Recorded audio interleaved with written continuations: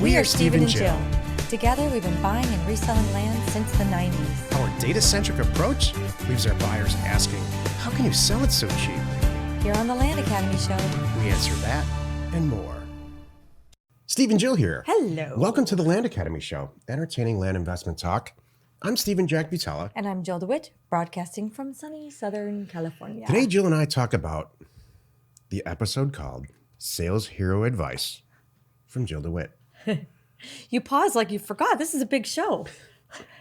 It occurred to me, so I wrote this title, but it occurred to me that everybody that's really successful in this, and I really think anything, has some version of, some sales capacity that's extraordinary. And I don't mean used car salesman, high pressure. That's not what we're talking about here at all. That's all gone. I don't know. It better be. If you're over 65, you might still sell that way, but that was gone 20 years ago. Sales is a long process, and Jill's I'm sure gonna explain it to us. Mm-hmm. It's not something where you say, "Hey, I've got a piece of land. You should really buy it. It's the best one in the market." Can I have your credit card number, please? That's not sales. That's just dumb. And it's annoying. That's hilarious. And everybody hates it. I love your the way you describe it and how you see it is funny. Before we get into it, though, let's take a question posted by one of our members on the landinvestors.com online community. It's free. Okay. Travis asks, no doubt this has been addressed in the forums, but I wouldn't know what to search. Short question. What do you guys do when someone rejects your offer because of the offer price? But then they say they have other properties they want to sell that are way outside your target market. If they accepted the offer, awesome, I'll look at it all day. But if they rejected, is it even worth my time? I know at least, and probably most of us have the situation on every mailer. So here's in quote, the seller says, I do not want to sell my property for that price. You clearly don't know this market or what you're doing. I do, however, have 5 other lots in X county or X state, and of course somewhere that I didn't mail, and that I'd be interested in selling. Contact me if you're interested. Isn't that the funniest thing? Yeah. I totally agree. So how do you guys handle all these? Do you think it's a waste of time to go and appraise other properties in counties and states that you've never looked at, that they've rejected your initial offer? Usually it's because of your offer price on the property you mailed about. I get tons of these, and I'm sure many are deals. But my logic is that if they were insulted by your offer price on this lot, then they will also want retail offer on any other lots they own, and thus would not be worth the look. Makes sense to me. Yep. TDLR. What does that mean? TLDR. I don't know what that means either. Okay. Probably because of our age. Maybe. If they reject your initial offer price but want to sell their lots elsewhere, then they are probably not motivated seller, and it could be great. It could be a waste of time to go and appraise their properties. Agreed? Yeah. Go ahead, Joe. Agreed. And that's it. It's something shiny. You don't want to get caught up in it. If it's an area that if they said I had XYZ and you're like, oh, shucks. If there was something special, unique, and you really knew the area, I would maybe consider it. But based on what you're telling me right now, they didn't like your offer on this one and they want to sell these other ones. It's almost like usually they're throwing out the junk kind of thing. And they want to keep the good ones. Maybe that's what you found. So I wouldn't really waste my time. At any given time, all of us here at Land Academy and House Academy have a database, some form of a CRM of all the deals we're working on. And we personally constantly have 2 or 3 or 8 deals sitting in the CRM that are in this situation where we sent an offer, the person called back, said, that offer doesn't work. I go look it up, or our staff inputs all the fields in the CRM. We use Airtable. And it's fantastic. Like the property's like, oh, I want to buy this property really bad, but we can't get any movement on the seller. So it just sits there and never really kind of moves forward. And this is what's going to happen in this transaction. So you have to decide how you're going to manage it. That's how we manage it.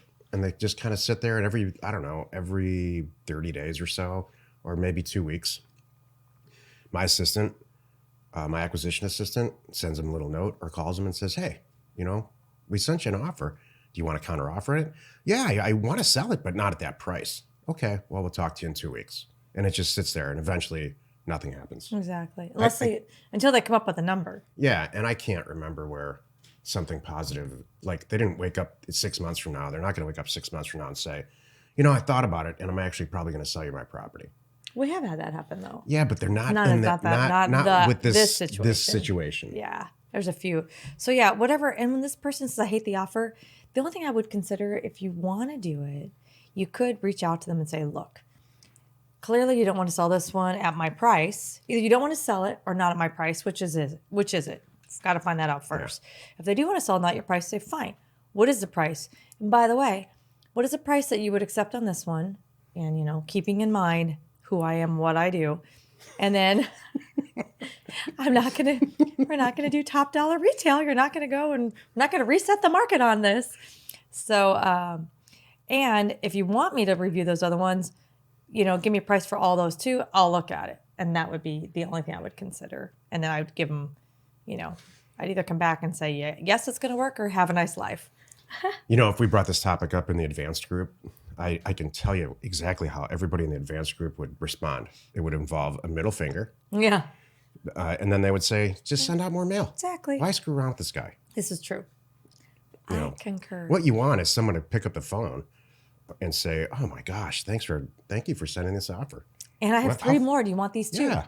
You're solving a bunch of problems for me. It's the new year. Right. Wanted to sell these properties anyway. You just saved me a ton of time. When can we close? Yep. That's what you want.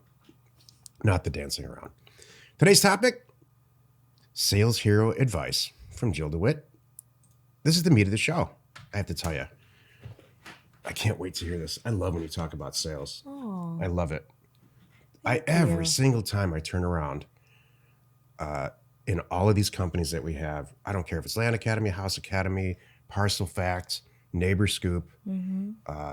We're going into the new year here with some new, we just bought another company. And every time I turn around, I am shocked and amazed. I'm not trying to get you here. I understand. I'm telling you the truth. Shocked and amazed at your sales abilities and Thank the numbers you. that you were born to do this. Thank you. So please share with us all, me included. I'm gonna take a drink of water and listen. I'm gonna listen give to this show. 3 tips today, but I want to go on record and saying too that based on our survey that we did with all of our members earlier in December, we got the results back. This is something that everybody wants to know more about. So I'm really going to develop, and it's going to be free to members. Not sure about, I'll do something for the general public if they want to get in on it too. It won't be free, but I'm going to do a full-on sales webinar. I don't know if I'm going to do a program out of it. I'm not sure, but I'm going to do something because there were 2 things that came up at our survey that people said, gosh, if I could have a little more help with it. One was pricing, which is all you. And I'll handle that. And one is sales is all me. And I'm going to do this in the first quarter this year. But so you don't have to wait. I'm going to give you 3 things that I do on every call or every interaction to help you out right now. So number 1, quickly, and I mean quickly, determine if what you're selling is a good fit for that buyer. If someone calls up and they're looking for a cabin property with trees and easy access, and gosh, if power's right there, that's even better. Don't go try to sell them something in the desert. Don't try to talk them into something 6 states over that has no trees just because it's cheap. You need to really quickly find out exactly what they want. And if you have it, great. And if you don't, move on. Because if you don't, you sit there and spend an hour trying to talk them to something they don't want, and heaven forbid, you're so good enough, you get them to buy something. Guess what? You're going to be doing a refund and undoing this in days or weeks or months when they wake up and go, that's not what I wanted at all. Why did that guy talk me into this and my family? Here we are standing here. You don't want to do that. Number 2.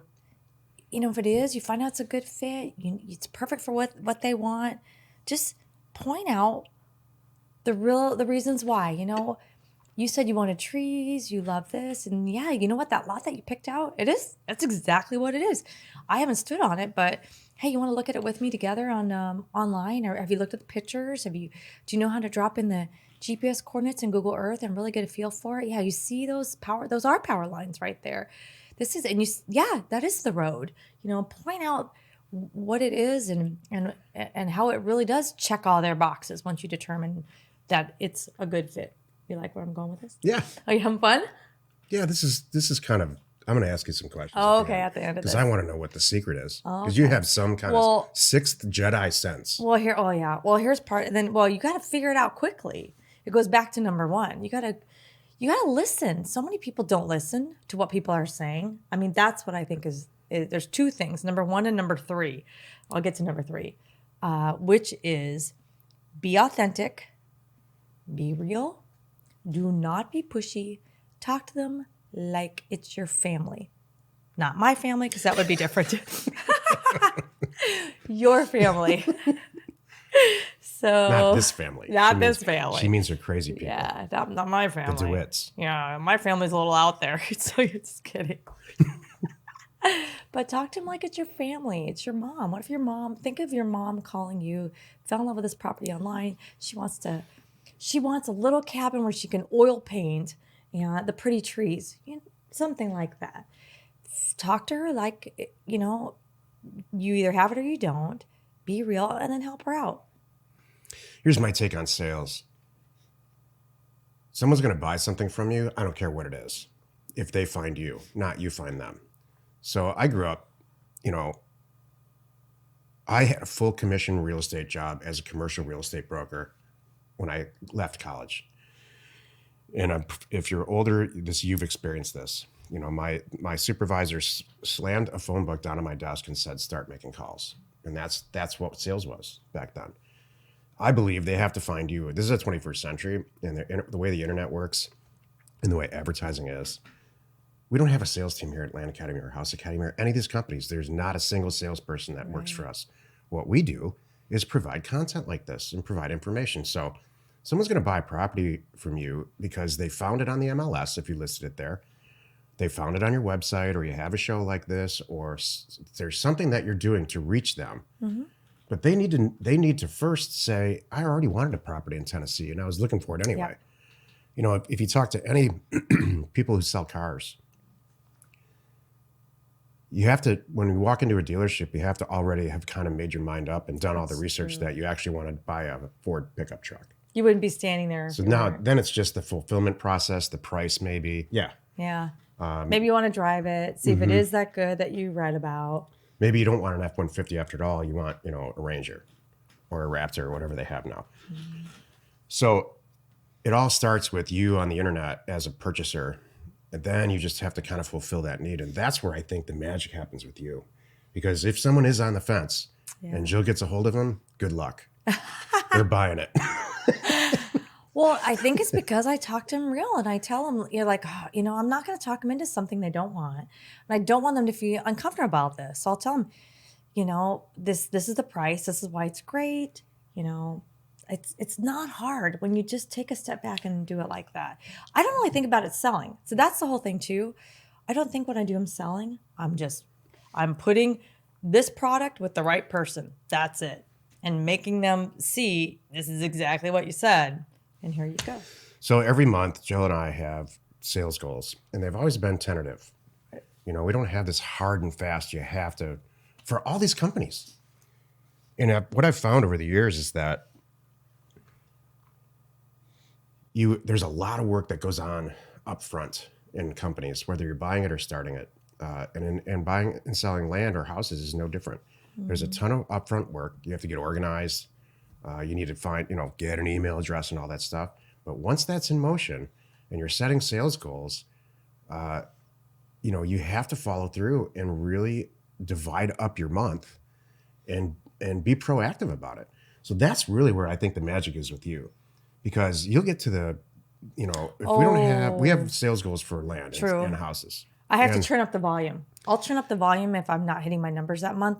I know I got to work double time. Here's a great example, and cut me off here because I'm an observer here. Okay, thank you. We had a property that we bought. It was a house, and it was just sitting on the market. It was priced perfectly. The house was great. It showed well. There are a lot of people looking at it. Wasn't selling. So what did you do? I got on the phone. Right. I got on the phone. This is what people need and to I reached out to people need to hear this. All the last people that walked in and saw it and expressed interest, but they didn't pull the trigger. I got on the phone and found out why. What was it? And then I found, it was like second call, I got the person. They were ready. So what she did is she worked it. She took the resources that were available. She didn't sit around and say, why the heck isn't this selling? Right. She got on the phone. I did it. Every single person that's in our advanced group, before I wrote this title, this is really why I wrote this title, is very, very aggressive on the phone. Right. And I don't mean used car sales aggressive. I mean, we're going to sell this property this month. That's it. pretty much what I said. I'm going down the list. You're number 2 on the list. I'm here to get this. I want to get this off my books. Are you in or are you out?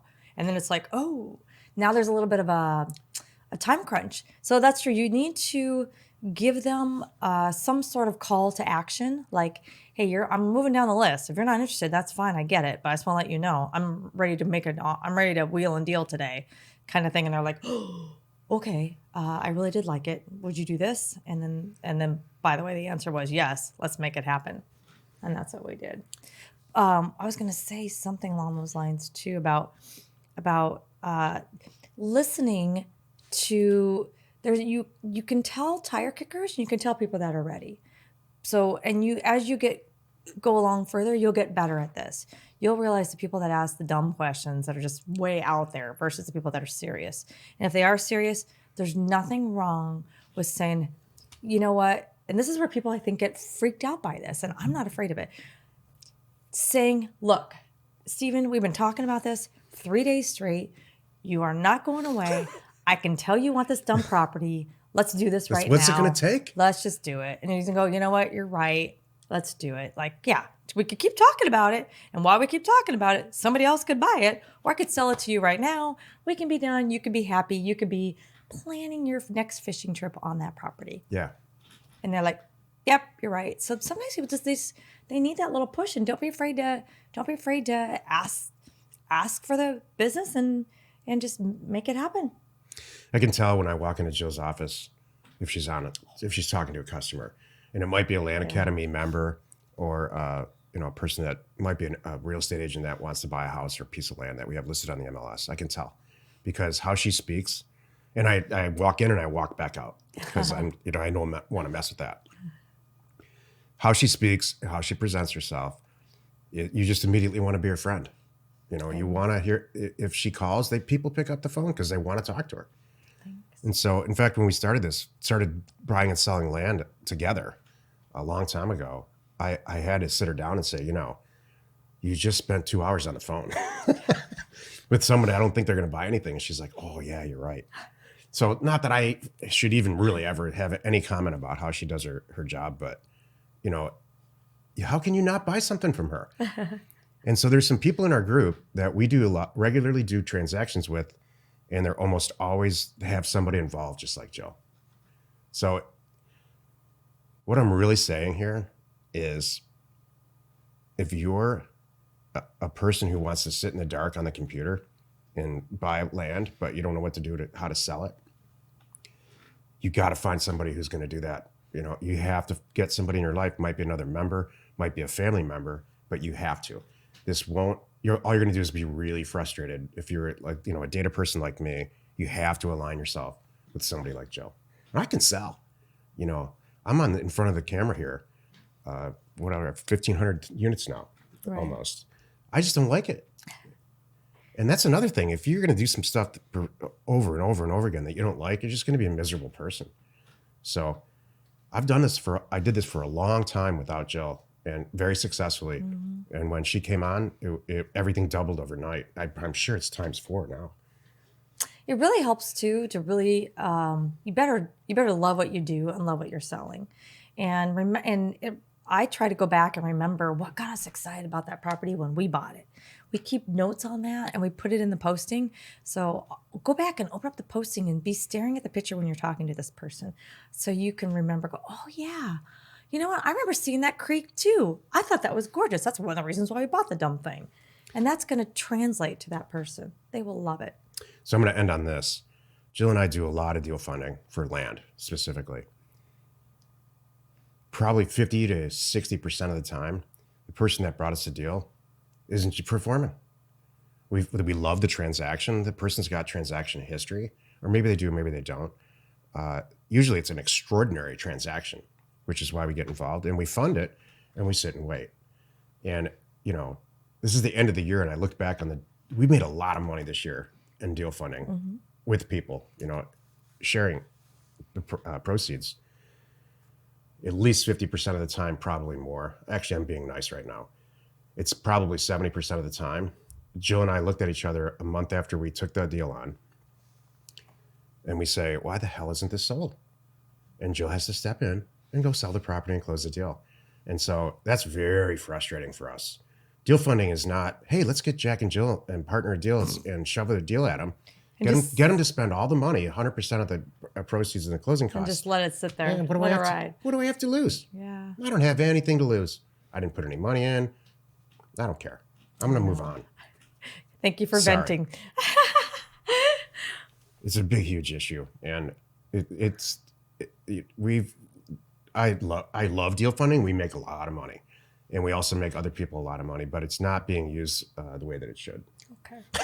Not sure how we got on this topic right now. Well, it's you. Okay. Because you come in and save everything. Oh, thank you. From a sales standpoint. So yeah, you gotta, all right. So you gotta have energy too. Yeah. You gotta be motivated. You gotta have energy because it can get tiring. It can weigh on you. And these are all, I'm making notes right now because I'm gonna add all this to I'm gonna really do a deep dive on this stuff when I get into the sales thing. It might be a couple segment educational thing, but it'll be good. Yep. We'll get you there. Are you going to close there? I think I will. Happy you could join us today.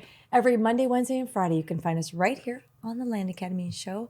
And don't fret, Tuesdays and Thursdays, zip on over to the House Academy Show. We are there. Tomorrow, the episode on the House Academy Show is called The Highs and Lows of Our Decade. It's 2020 in a couple of days. I agree. You are not alone in your real estate ambition. We're all kind of... It's the what is this? Monday the 29th. It's the lull between Christmas and New Year's. What day is it? It is the 29th. Is it the 29th? Yep, I have to look. Oh, it's the 30th actually. I'm all confused. See how confusing we just this got is? back from like everybody. Yeah, traveling. And there's inconsistent work hours and probably too much partying and too much eating. At least for us. Snow delays, weather delays, but it was good. We had a good Christmas. We hope you did also. I am totally lost on my The Land Academy script Show here. remains commercial free. For you, our loyal listener, I'll save you. Thank you. Wherever you're listening or watching, please subscribe and rate us there. We are Steve and Jill. Information And inspiration to buy undervalued property.